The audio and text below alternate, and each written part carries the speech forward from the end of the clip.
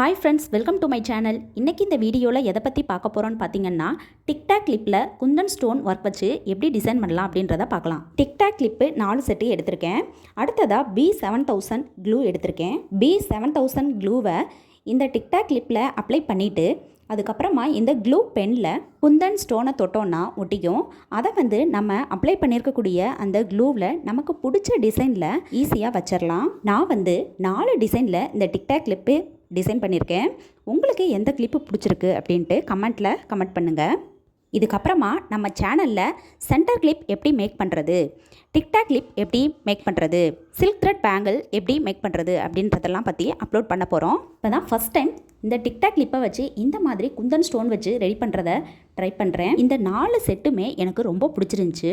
உங்களுக்கு இதில் எந்த டிசைன் பிடிச்சிருந்துச்சு அப்படின்னு கமெண்ட் பாக்ஸில் கமெண்ட் பண்ணுங்கள். இப்போல்லாம் silk thread bangle, Kundan stone வச்சு செய்யக்கூடிய jhumka, centre clip, TikTok clip இந்த மாதிரியான பொருட்கள் எல்லாமே ரொம்பவே ட்ரெண்டிங்காக போயிட்டுருக்கு.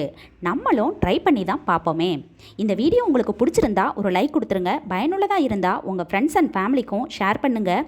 இது மாதிரியான பல பயனுள்ள டிப்ஸ் தெரிஞ்சுக்கணும்னா நம்ம சேனலை மறக்காமல் சப்ஸ்கிரைப் பண்ணி வச்சுக்கோங்க. தேங்க்யூ.